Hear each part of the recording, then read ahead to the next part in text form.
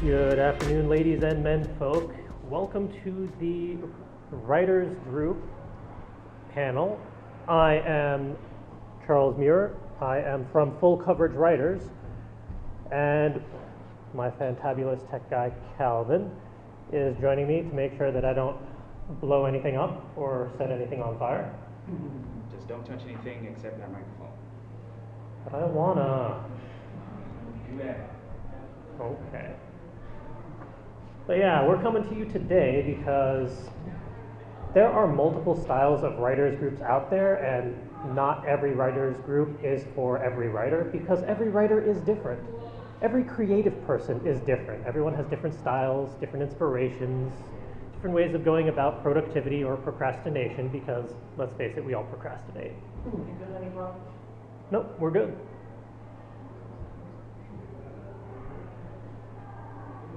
So we thought we would try and put something together where we have kind of the 4 different types of writers groups, although it's technically really 3.5 since one of them's a book group and you're not really writing in a book group, but bear with me. And we have the 4 types of writing groups, and we're also going to talk about running a writing group versus attending one, because those are 2 entirely completely different beasts. And you got a lot to keep in mind for either side, and if you're starting one up versus if you're entering one that's already been running a while, and just sort of the ongoing shenanigans that can ensue depending on where you are at the time in a writer's group. But to kick things off, let's start with the actual types of writing groups. I've kind of boiled it all down to the 4 that I have witnessed and experienced and been a part of. First off, you have the do-it-yourself style. This is one of my favorite, but that's kind of a personal preference, where you have a very group amount of writers all joining together, and everyone has their own projects. It can be a novel, it can be a novella, poems, music, whatever. But you all join together at, say, like a library or a bookstore or a Panera's for a little while, so that you can kind of peer pressure each other into writing. It works. It works sometimes very well and a little too well. But yeah, the do-it-yourself style is kind of like the chaotic neutral style for writers groups, because anything can happen because everyone has their own goals. So someone can just pop in with a question like, this character just fell off a 30-story building. What is the aftermath of that going to be? How can they survive this? Or then everyone stops and thinks, well, why do they need to survive? Or why were they burnt to a crisp before they dropped off the building? What is going on in your story? But because you're with writers or other creative people, they're not going to call the police on you. They're going to try and figure out how to get your character properly killed or maimed or spontaneously combusted, whatever. But this style works best for the self-motivated writers, because if you don't have the inspiration or motivation to write or work on your story, you're just going to be sitting there faffing about while everyone else is writing or working or banging their heads against a wall trying to figure out how to kill their characters properly. So if you're going to enter into one of those, you got to keep in mind that it's kind of a self-push to keep things rolling. I mean, you can ask others to hold you accountable during each event, like, look, I need to hit 500 words today, or smack me upside the head, or throw a pen at me, whatever. If otherwise, there are other options that might be better suited for your needs, because the next one up is critique or beta groups. These are more for if you actually have something already written, or something drafted, outlined, crafted, what have you, where you need another set of eyes on it. Because as good as we all think we are, we can make mistakes, we can make typos, we can make plot holes without realizing it, so it helps to have another set of eyes on that work, which means that you're going to have relatively thick skin, because you ask someone to look at it and give commentary, they're going to give commentary, and you're going to have to be ready for that. That being said, try and encourage constructive criticism. So try and find a proper critiquer or beta reader or group, because if you just ask your parents to read it, they might be a little biased, so you're not necessarily going to get the best review or critique of your work. I mean, you are going to get a fantastic critique or review of your work, but they might miss certain things that it would help to know so that you can make your work even better. And you can have authors and non-published writers, readers. It can really be anyone. It doesn't have to be someone in the writer's trade per se. Sometimes it helps to have someone who is not a writer read it, because that's who it's really going to go to eventually. So if they pick up on something that seems a bit odd or unbalanced, it might be worth taking note. And the next one up is the work or play shops. These are a lot of fun, but they're more one-off, because it's kind of like this. Only this is more of a panel. We're not really getting to have too much fun today, unfortunately. You're just gonna have to listen to me talk rather than engaging. But the work or play shops, as some people call them, are really more of a specific topic, like how to create a plot in 60 minutes. Or this is how you go through your first edit run of a piece. Or what to keep in mind when you're submitting to publishers, agents, humanity in general. These can be like 60 minutes, it can be a whole day affair. There are plenty of writers' conventions out there that have all sorts of workshops going on.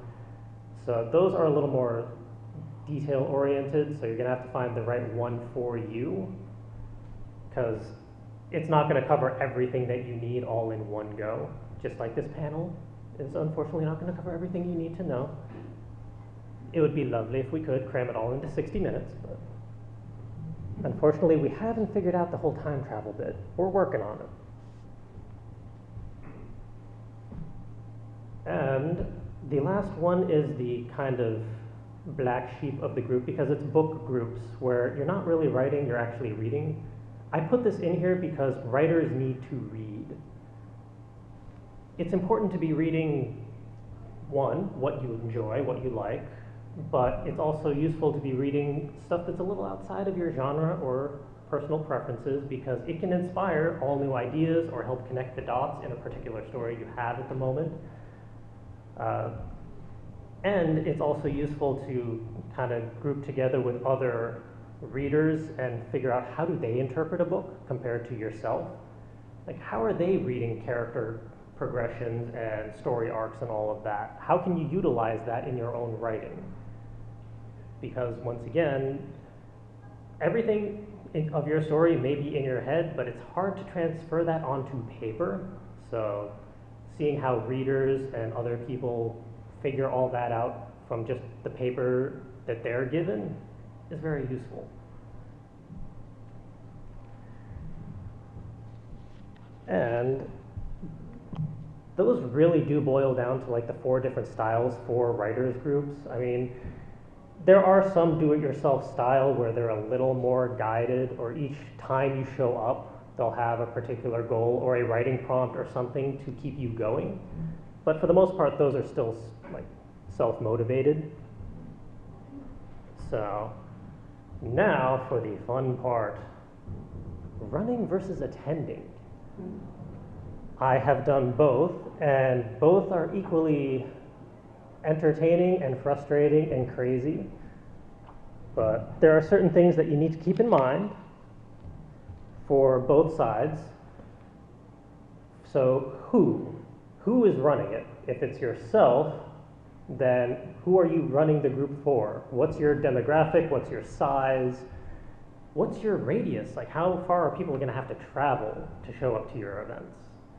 Because for those who live in Connecticut, you know just how long it can take to travel from just a couple towns over to get somewhere. And there's also the whole style of management and engagement levels, because depending on the type of style of your writing group, you're going to have to run things a little differently. If it's the do-it-yourself method, you can have a lighter touch, just kind of guiding people if they get off track and start talking about who knows what. Yeah, we do that a lot in our group. If it's the critique or beta group, kind of making sure that people stay on the constructive criticism side versus just saying, this was stupid, or this was fantastic. Well, why? Why was it fantastic? You got to keep guiding people to be productive and helpful and useful. And attending, you have to be aware of what style works best for you. What are you looking to get out of a writer's group? What do you want to accomplish? If you want just help editing something, then chances are a workshop or play shop might be better for you, or a critique or beta group. But if you just need to get writing written, if you need a dedicated place or space or time, then one of the do-it-yourself groups might be a better fit. And if you just want to read a lot of fantastic stories, there's always the book groups. Now, as far as the what is concerned in writing groups, there are a lot of different styles and dynamics, because regardless of which group style or group type you put together, depending on the demographics, you could have teenagers, adults, senior citizens of varying degrees of education, literacy, temperaments, opinions, personalities. It can get pretty chaotic depending on how varied or structured your group becomes. And if you're the person running it, you may have to do damage control every once in a while. Because depending on the topics, if you start going off into religion or politics or whose favorite OTP is better, things can get pretty messy pretty fast. So if you're running it, you're going to have to keep that in mind and be willing to kind of step in, guide things back to normality, or say, dude, walk away, you're in timeout, go sit in the corner, whatever it takes. Because the majority of the time you're in a rented space like a library or a public cafe, and if two people are getting at it, you need to break that up pretty quickly. And also, if you have multiple ages, if some are minors and some are not, that has all sorts of legalities that can get very complicated very fast, unfortunately, so you have to keep an eye on that. Same with attending. If you are in a group which is mostly teenagers and you are not a teenager, and granted they know pretty much every swear word you've ever heard and probably more, it's probably best to keep things to a certain level, which hopefully the event coordinator or leader will convey, so that you know what you're getting yourself into when you show up at a writing event or a group. And also, what sort of provisions are needed? Like, what content is being provided at these groups? Do you need materials for the person running it? Do you need notebooks, pens, paper, whatever? Are you actually providing worksheets? All of that needs to be figured out beforehand, and you need to know how many of each thing you need to bring, and figuring out transportation for all of that. That gets very complicated after a while. I've gone to many libraries and confused the poor librarians when I come in with like a whole stack of bins for my writing group for this or that. And like, this is a library, we have books, what is all this? So it can get very weird. And if you're attending, if they expect you to have your own materials, like bring your own notebook or laptop or power cord or whatever, try and keep that in mind as well, because not everyone has a spare power cord or power strip or notepad or pen. And it can be awkward just sitting there if you don't happen to have your materials or they don't have enough to provide for you. Then it's just an unfortunate waste of everyone's time. And unfortunately, we've had that too. And if it's a critique or beta group, obviously the content or provisions that you're bringing there, like if it's your turn to be critiqued, you better have the proper amount of copies for your critique. As fun as sharing copies is, sometimes not everyone wants to get up close and personal with their next seat neighbor when it comes to critiquing. And kind of also mentioned before was the when. Also in regards to that, the location availability, where are you going to have this? When are you going to have this? Is it during the morning, the afternoon, the evening, weekday, weekend? How frequently? Every week, every month, every year, every millennium? Some groups are more frequent than others, depending on availability of people and how large the group is. But personally, I found that for most of these writing groups, 3 weeks is the actual ideal balance, if you can manage it. While once a month for like a critique group is pretty easy to remember, 3 weeks, for some reason, is that sweet spot. And for book groups, it's probably more like a month to a month and a half, because not everyone can just power read through a book and have commentary on it, because most of us have full-time jobs, school, friends, video games, anime, a lot of distractions out there. So, as the event coordinator, keep that in mind to figure out the best balance so that people can actually come on a regular basis, unless it's a workshop or play shop, in which case regular rotation is perfectly acceptable, because I don't expect everyone to show up to the exact same workshop every single time. If you've done it once, usually that's enough, depending on the topic. And for attendees, you got to keep in mind, what's your schedule? Like, can you actually make it on a regular basis, or are you just going to be an occasional attendee? And it can help to convey that to the coordinator, like, look, I can only make it every other time, or I'm only good for these couple months and then I got to bail. I mean, it helps if you tell the coordinator that when you can, because they do appreciate it, so they can plan accordingly.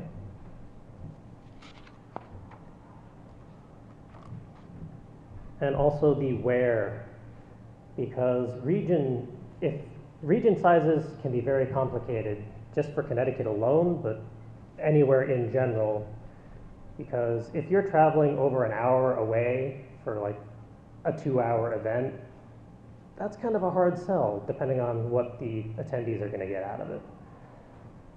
So you got to figure out the right balance of how big is my region, how many people am I trying to reach. If it's just your town, that's comparatively easy.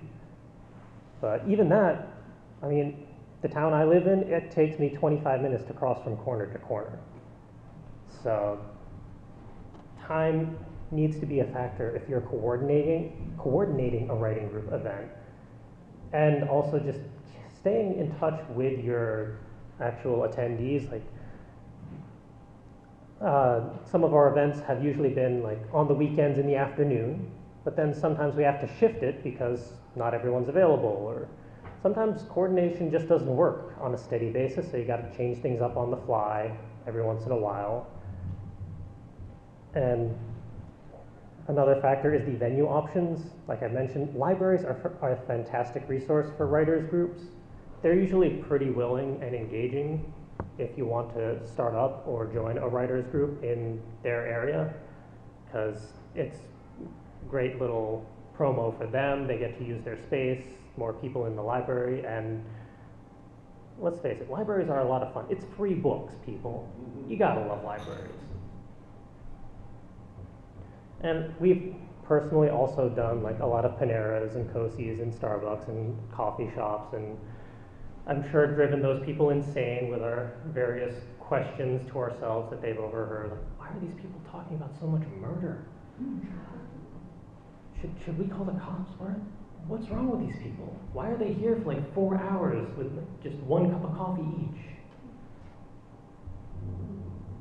And yeah, as a coordinator, try and be appreciative of the space that you take over. Like, if you're just doing a Starbucks or a Kosi's or whatever, it's good to give them a little bit of business. You gotta get a coffee. You gotta encourage your attendees to get something while you're there. If you're there for like 5 hours, try and get like a sandwich as well.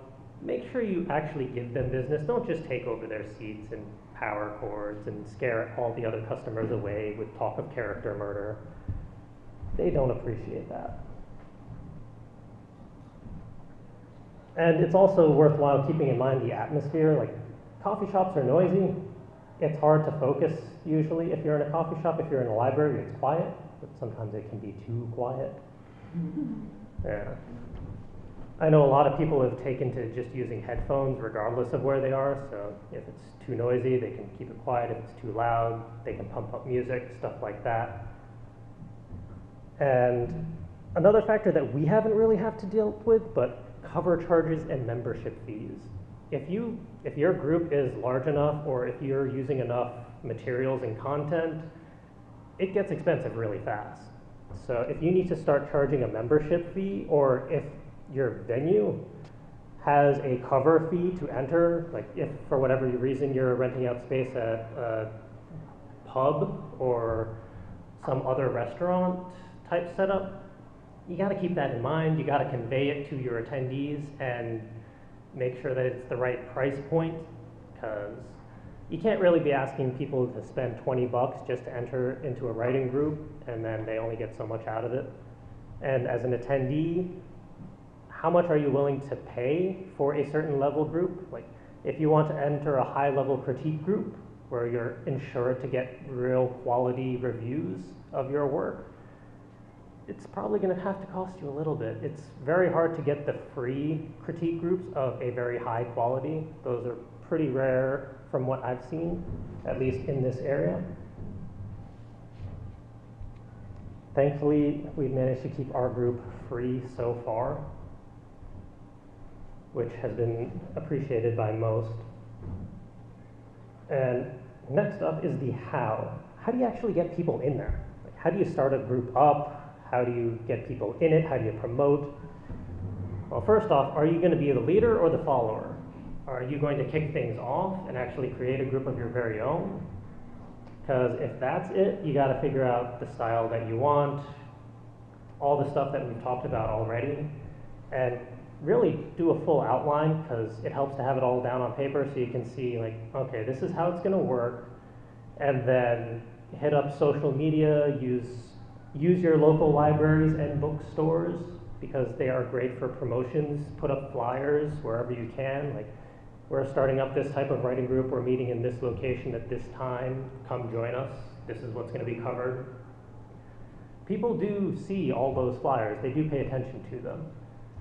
They are very useful. And social media, we're all presumably pretty familiar with social media. We know how to utilize that to a certain degree. So if you have a Twitter account, or you can create a group Twitter account for your writers group, that's a nice way of being able to have regular communications with people, or Facebook, Tumblr, your media of choice. And setting up an actual calendar that people can view, like when's the next event? If you don't happen to see where the flyer is, or if it's not a regular, like every month on the second Saturday at 2 p.m. If it's every 3 weeks, that's hard to remember offhand. So a calendar is very useful, which entails having a website usually. Most people can find free resources to get at least a basic website put together if need be, and I'm probably a little biased, but I know a fair amount of people who can help put websites together when need be, if you are not tech savvy or not interested in doing that yourself. You can always just ask around your friends, who can ask their friends, kind of spread it around, like say, I want to do this, who can help? And as, like, if you're looking for a writers group, Google search your local area, the style that you're interested in. If you just need a writers group, if you need critiques, if you need editing or a workshop, there's dozens upon billions of options out there for everyone. If you're not creating one yourself, if you're just looking for one, there's a ridiculous amount out there, and there's always more coming out every year. And we kind of touched on this before, but the whole budget situation, like if you're putting stuff together, you gotta have a budget. And if you're attending, if you have a budget, look for the free ones or the cheaper ones. I do not begrudge anyone being cost conscious because we all kind of have to be nowadays. It's just a necessity.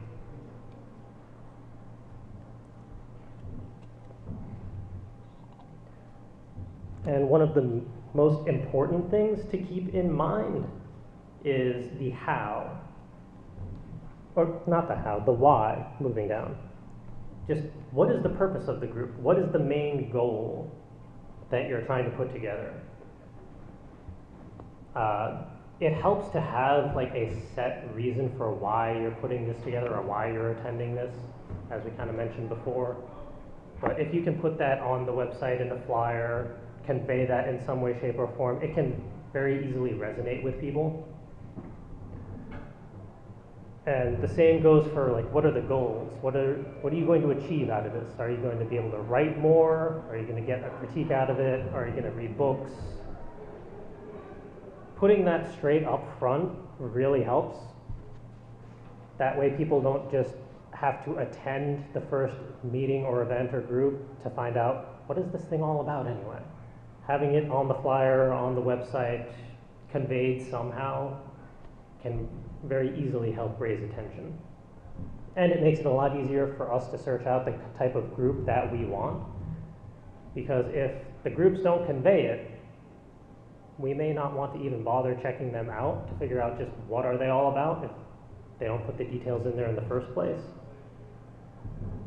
And a little more vague and ambiguous are the group values and aspirations, because some groups really do just want to churn out writing and they don't really care about the editing part or the submission part. It's just getting all of these ideas out of my head onto paper, boom, I'm done. Others, they want to go the whole stretch. If you want to find a group that's interested in doing the whole process from beginning to end, it's good to know that ahead of time, both if you're creating and looking for one. And also, really, what is your inspiration for joining one or creating one? Because if it's just to hang out with other writers, that is a good reason, to be fair, but if you're just going to hang out and talk, there are other methods for that. I like to see writers groups actually be productive and engaging and creative rather than just chatting and talking shop. You can do that, but make sure to have some actual creative time in there as well in the mix. We've usually balanced it as like 80% productivity and then 20% just faffing about and talking about killing your characters and throwing them off buildings while they're on fire. Everyone needs to do that at least once or twice.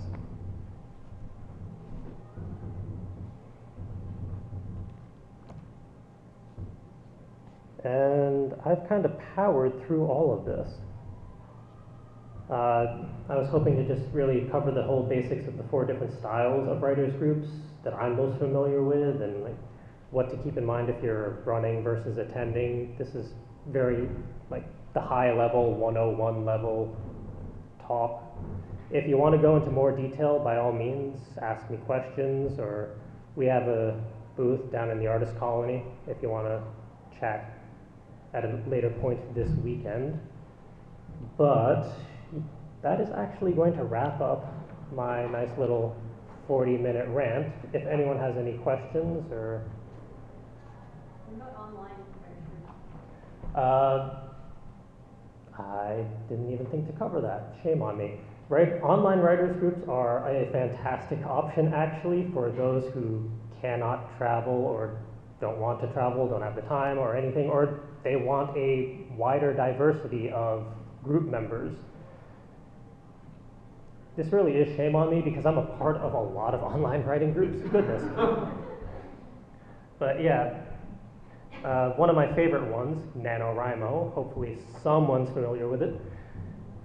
A 30-month writing sprint of insanity in November. I think this will be my 12th or 13th year at participating in it, and my 7th year as a municipal liaison, which is a regional leader. Which region? Fairfield County.